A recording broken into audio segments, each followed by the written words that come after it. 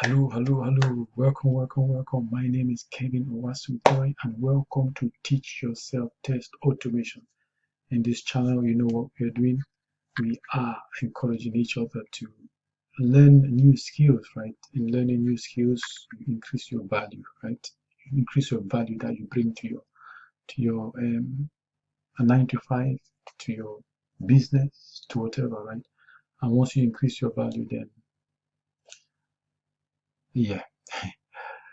you take things to another level, right? And you could move up within your 9 to 5 and command more remuneration for your exchange in value, right? So increasing salaries and stuff like that, right? So and increasing in job role, right? So we are trying to elevate ourselves here, right? So I'm trying to move from manual test to test automation. Hopefully that comes with some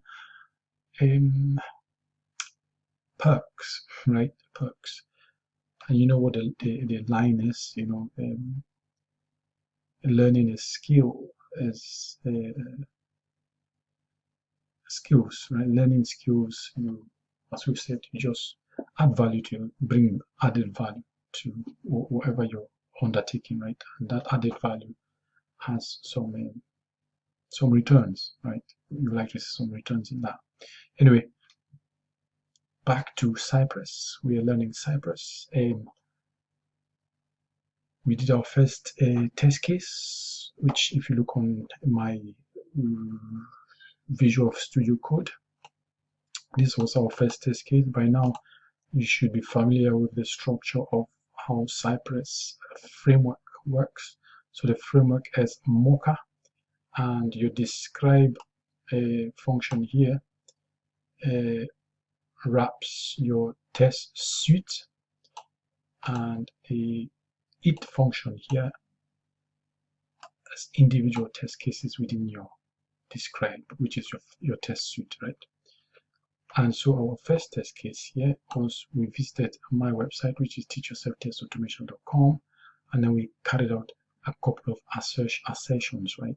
One of the assertions was on the URL to make sure the URL was correct.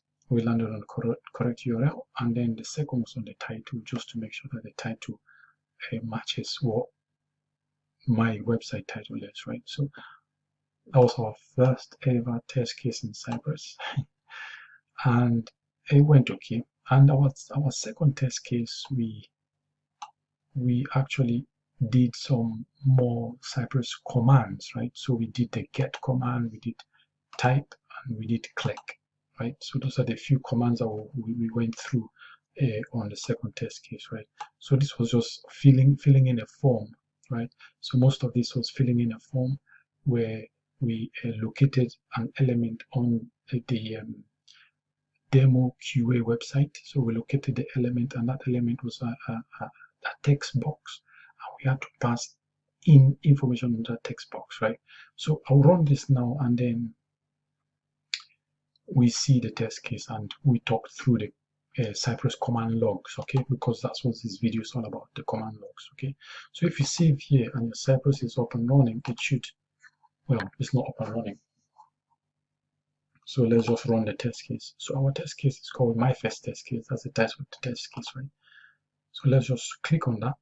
So to run your test case, you just click on it on your test runner, and the test cases are kicked off in the browser that you have specified, right? We've specified electron in this one, so test cases are running in electron, right? So it's run the first test case, ticked. Now it's going over the second test case, right? So yeah, let's look at, I mean, on the test runner, and well, the test is kicked off from the test runner, and it opens your preferred browser. Right on your preferred browser now, when your test is running, it runs on your application. So your application under test is on the right side of the pane, and then your Cypress command logs of your test cases are on the left side, right? So that's what my test case is called. If you look in the Visual Studio Code, I told you it's my test case, my test suite, right? So that's what my test suite is called, right? And inside my test suite, I got two test cases, right? So that's what this is, my test suite, and inside my test suite, and these are the number of test cases I've got. So this is the first test case, and that's the second test case, and both of them run and pass, right? So one thing with Cypress is it is very interesting, and it's got very useful debugging, because this log here is very useful when it comes to debugging your code, right? Should in case anything failed and stuff like that. We'll just talk through it, right? So your command log will hold the test execution on all the actions that are taken within the test case, right? So if we look at my second test case here, right, this is what Cypress does, and no other automation test tool does this, right? I mean, it's good. It is one of the very positive things about Cypress, the debugging aspect, and the being able to the DOM takes screenshots before and after. Anyway, let's just go through it and you see, right? So what we did on this test case, if we go back to Visual Studio Code, so what we did was maybe you see it on the actual application better, right? So what we're doing is I entered the full name, I entered email address, I entered current address, I entered a permanent address, and then clicked submit. And this is in all the stuff that's filled in here is inputted down here, right? Within this text box down here as well, right? So let's see what the Cypress command logs look like, right? So we visited that, okay, right? So the DOM took a snapshot. If you can see at the bottom here on the right on the application window, if you can look there. So the DOM took the snapshot. So we visited the website, which is demoqa.com, and it's text box because we wanted to have their demo site, right? And the next action we took was to get the name, full name input box, right? So that was a get that we used, and we used the ID CSS selector. So it's just the hash and the ID name, right? And the ID name here was username, right? So that was the action that we took. Sorry, the command that we took, right? And what the action was type, right? Now you can see how interesting that is, right? The DOM takes snapshots before and after. So on this full name, if you can look at the right here, on this full name, I'll go away just now. And on this full name field, now you see the after. But if you hover over the action you took, right? So the DOM snapshot before only had full name as a default, right? And then after that, we actually located that field and then typed in my name. You see the after, right? So my name after and before it was just full name, right? Excuse me. And then the next action we took was to identify or to locate the email text box, right? And we did a get on that as well, and we used a customized CS selector for Cypress, right? That's this on here. And then then we carried out a type function or a type command, and again it says the DOM snapshot before that is name at example.com, and then the after is obviously my email address, right? And it continues, and this is a very interesting thing about Cypress. And if you hover over, you see that red dot. It shows when you've actually successfully located the field, right? That's what that red dot is.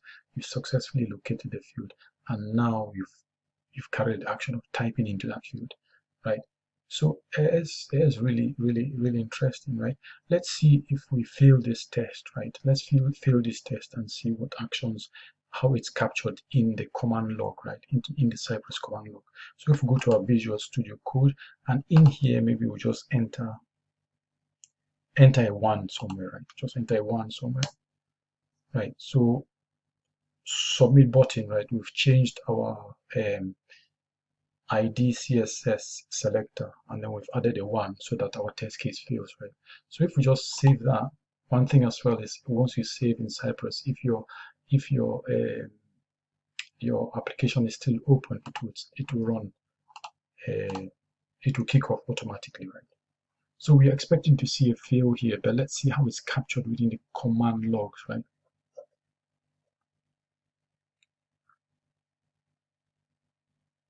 And it's very easy to follow the command logs as well, right? And I'm sure you've just seen that as well, which is why Cypress, I'm liking Cypress because I've also done Selenium Web Travel with Java, right?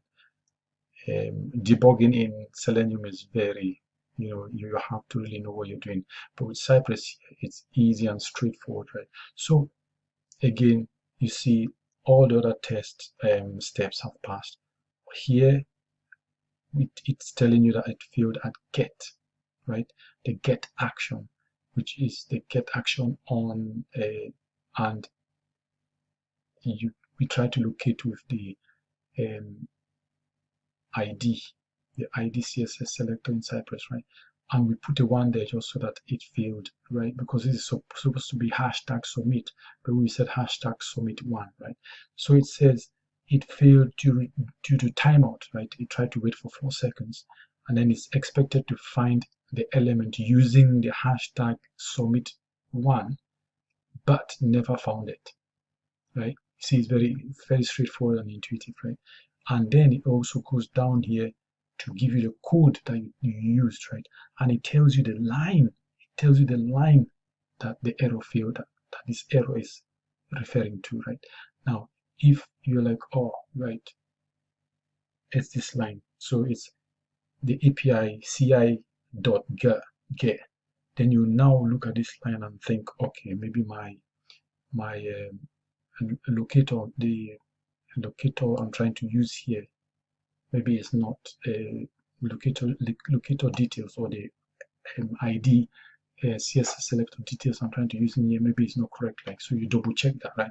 And as soon as you double check that, you'll be like, oh no, why did I put a 1? Why did I put a 1 in there, right? And then you go back and you save and your test runs again, right? And hopefully this time it all passes, right?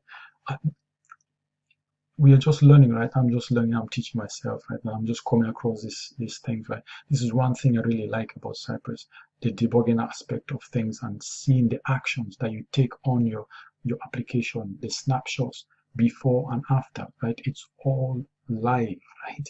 It's all live there, and it's easy to read. It's when something happens, it's easy to fix because it's right there, plain English, right? So I mean, I'm liking Cypress because of this, right? So hopefully, I mean, this is simple beginner stuff we are trying to do now because obviously I'm teaching myself, right? And we're going to do more stuff and hopefully try and do learn more as we go along, right? And find out more about the command log and find out more about the application under test, or what we can do around various applications, right? So my name is Kevin Owasu Itoe. Hopefully you found this informative, and if like me you're trying to upskill yourself, you're trying to add value to what you do, and hopefully take yourself to another level, and also being rewarded for that, right? Don't forget to subscribe and follow the journey. It doesn't have to be testing. You could come here and get inspired or motivated to take up another skill of your own, right? It could be anything. It could be learning how to edit videos. It could be learning how to but it's all the same thing. Learning a skill to add value, to bring value to the market and get rewarded for that value, right? So my name is Kevin Owasu Itoe. I thought this video was not going to be so long, but it turned out to be long, right? So stay blessed, and next video should be around hopefully see how you could use the test runner itself to come up with your locator strategies, or not locator strategies, to how to get your selectors or locator ID, how to locate elements. Yeah, how to locate elements on the web page using your test runner itself, right? So you can actually we'll see next video, right? It's very straightforward as well. So my name is Kevin Owasu Itoe. Stay blessed, and don't forget to subscribe and follow the journey, and hopefully learn Cypress as I'm trying to do myself. So thank you.